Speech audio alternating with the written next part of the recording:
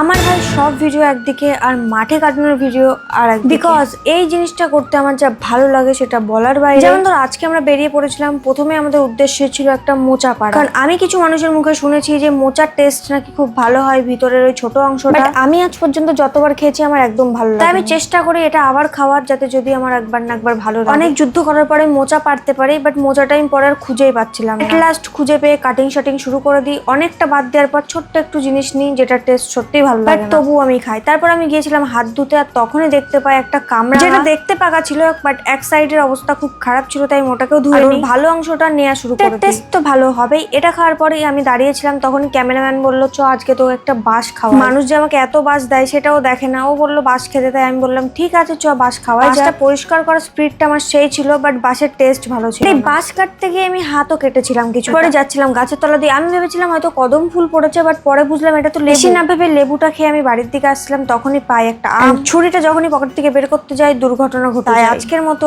এখানে স্টপ।